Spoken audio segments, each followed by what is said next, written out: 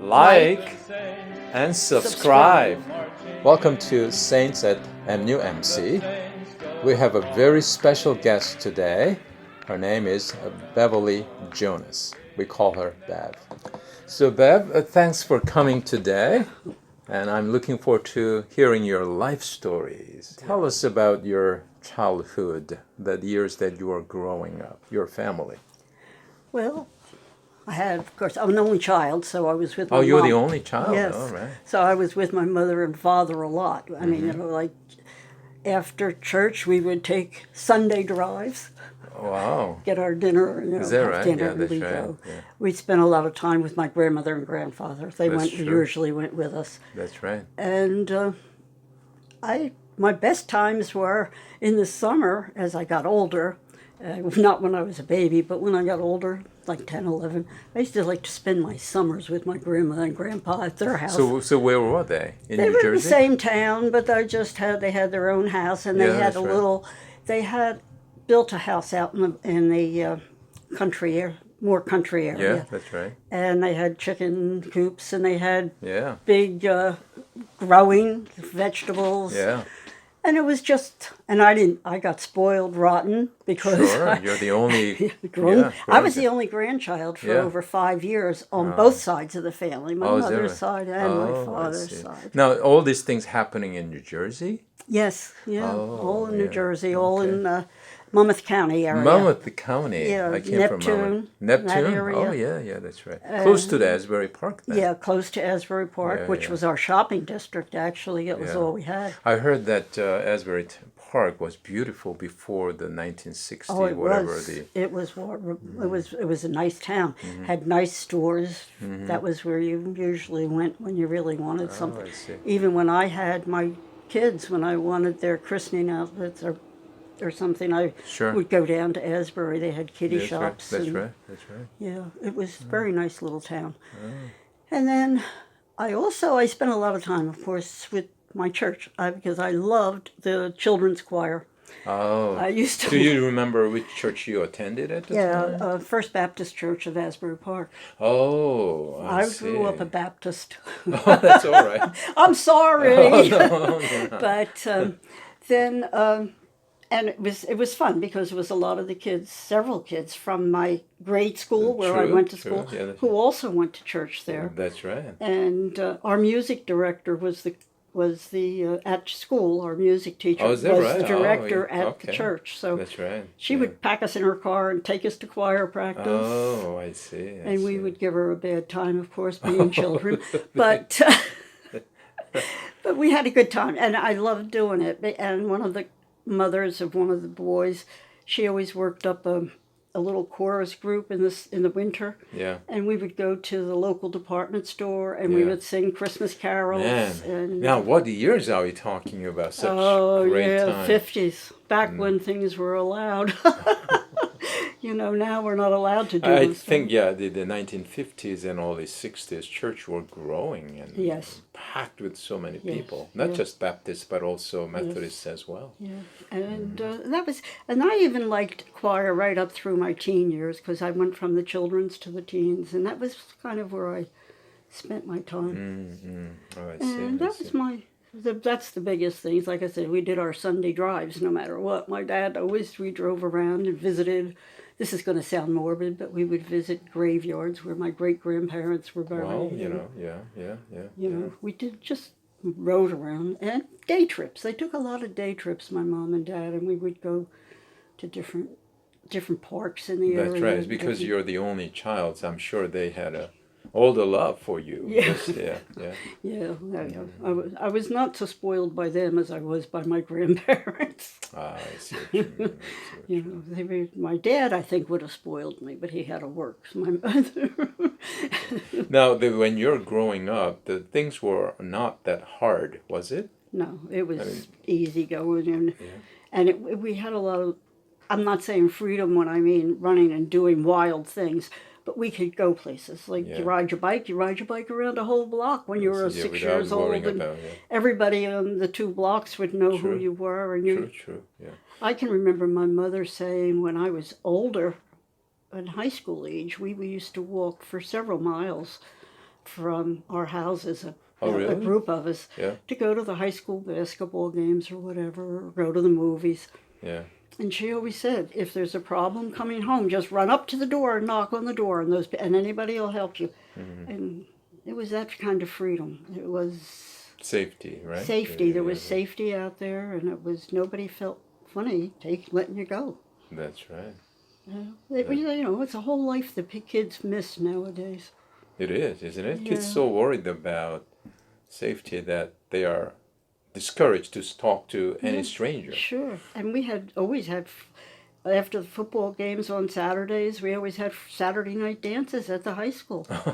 And it was fun. I mean, we always just had, it was always a large crowd That's right, of kids. yeah. And then That's you right. could go to the soda shop afterwards and have, That's right. it just was like happy days. I just watched that on television. Happy days. That's good. That's good. Yeah. All right. So the next question I have is that you said that you've been going to church all your life, but is there any particular moment that you got to know the Lord, and may I call it as like God moment, if you will? Well, I've always known who, because I From the started Lord. Yeah. You knew the Lord. Sunday school when I could walk. Yeah. I knew there was a God and who he was. Mm-hmm. And I knew he had a son and his name was Jesus. Mm-hmm. And Jesus is always watching you, that thing. That's right. And as I got to be about, when I turned about 13, 14 years old, I decided that Jesus should be my personal savior. Oh, okay. And at that point, I decided also to join the church. Mm-hmm. That's, of course, with it being a Baptist church, that's when you got baptized. That's right. And I did that. And then at about, I think it was 14 or 15, a friend of mine from the church, we went to a Christian camp up in the Adirondacks. Okay. And that was run by a Baptist evangelist. Mm-hmm. It's in New York State, right? Yes, yeah. That's right. And we spent a couple weeks up there, and that was very moving. I really got into what I knew I had committed myself, but I was still young. But up there, you really knew you committed yourself. I mean, the first day you arrived, the next morning, they said, I want you to go out and find a private place. That's going to be you and God. Mm-hmm. You find that, and every morning you take your Bible, you pray, you read, you pray, and you commune with God. Mm-hmm. And you would spend time there with that. And that was very, very emotional for me. I don't know about the other kids that were there, but for me, it really was a deep thing. Yeah. And then, when the most time I actually communed with God, I have been an adult. Uh-huh. That was when my husband passed away. Oh, when was it? How many years? Oh, a long time now. 22, 23 years or so. Right? Oh. But, when someone has a loss like that. Yeah, that's right. Those first week, 2 weeks, everybody's at your house. That's right. They want to visit, they're either on the phone, they want to make sure they can You're help you. okay. Yeah, that's right. And which is, you appreciate that. I'm not saying that's bad. But then they go away. That's when it hits you. And I by then had lost my parents. And my girls had to work, they had families. And so I would sit there at night all alone. And I'd got this feeling I was so sorry for myself. Nobody cares, and I'm all alone. And all of a sudden one night I'm sitting there saying, poor me, I am alone. And it just felt like a voice. I mean, honestly, deep inside me. That's right. It said, you're not alone. Oh, wow. Praise I'm God. always here, and I'm with you every day. Wow. And that was the biggest hit I've ever had, where I actually felt. Yeah, that's right. And that kind of picked me up a little. Wow. I could get out and do what I had to. Thanks for sharing that. But that's good. I hadn't thought of all that stuff yet for a long time. You made me start thinking. Oh, yeah. Thanks for sharing that. Yeah. I heard, as a pastor, I help the bereaving family. Right, it's very difficult. And professional wisdom always told me, the pastor, that in the first month after the death, Right. they're busy surrounded with the family and friends and so forth, and be sure to contact them when everybody's gone. Yeah. That's when That's really when it hits. That's right. Same thing with you. Yeah. And, I mean, not that you don't expect them to if you're really thinking about it. You know people have a life. that's true. That's true. Yeah. That's why I'm in an apartment right now. I know my kids have a life. They can't keep running to my house to fix things. And, everybody has a life of their own they have to take care of. And they do the best they can with their time. Yeah. Yeah. Speaking of family, just tell us about your family a little bit. I know you. One thing I like Bev about is that she always bringing her great grandchildren. I'm sure you did the same thing with your grandchild I too, did, right? yes, my grandchildren, So my own children. So tell us about your family. I mean, Well, I got married young, so I had children young. That's why I have so many great grandchildren. How many children you have? I only have the two girls. Two girls. Kim, Okay. who is the oldest, and then Amy, 5 years younger than her. All right. We'll show you a picture, one of their wedding pictures. Yeah, and so my husband and I spent a lot of time with them when he was home and he could. We took them camping, we did canoeing, we did all kinds of stuff. We went to church. He and I both worked as youth leaders with the church. You did? Yes. Which church that you were associated? West Grove Methodist. Oh, West Grove? Yes, it was in Neptune. Oh, Neptune. Oh, yeah, I know where it is. Yeah, West Grove. it's on right Route next to the 33. Jersey Right, Shore yeah. Hospital. And you were there. And I was a Sunday school teacher, and we did all that with them, and they went to church every year Sunday, and they both were in choir, and that's they good. both did their Sunday school and their youth. Then we matured. They grew. They went to they both got married. They both had children. That's true. So now the one has 3. Kim, the oldest, has 3. Joseph, and he has Alyssa and Jackie, and they're now going to a church over in Barnegat, the community, whatever it is called. I'm not sure. It's right by the apartments where I live. Okay. And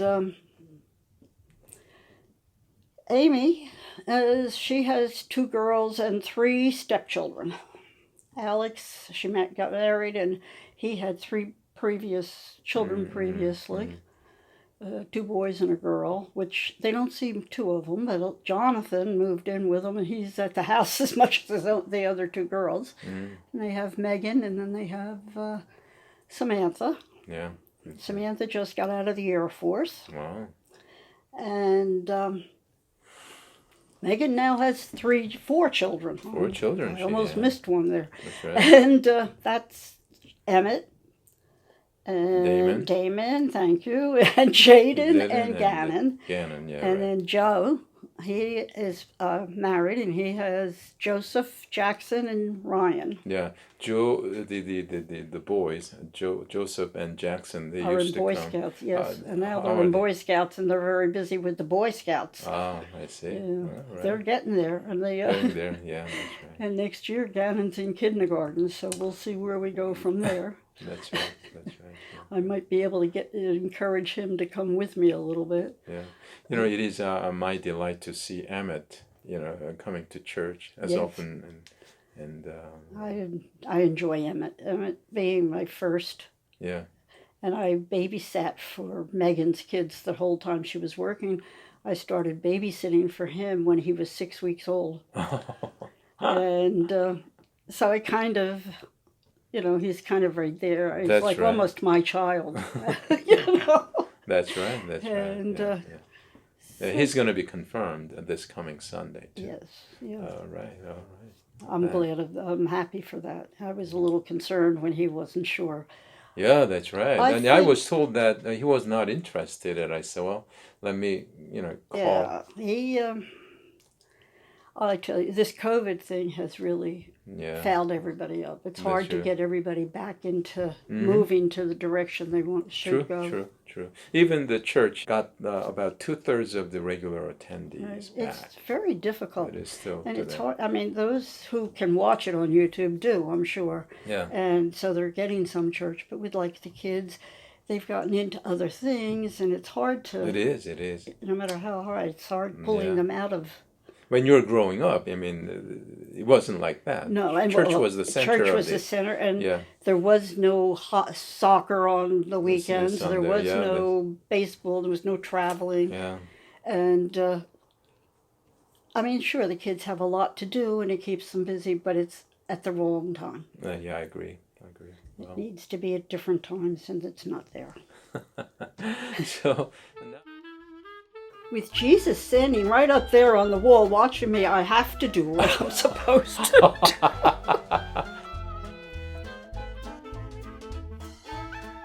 Methodist Church, I thought, well, there I am. That's right. So I went in. I went to church service on one Sunday. There were some very nice ladies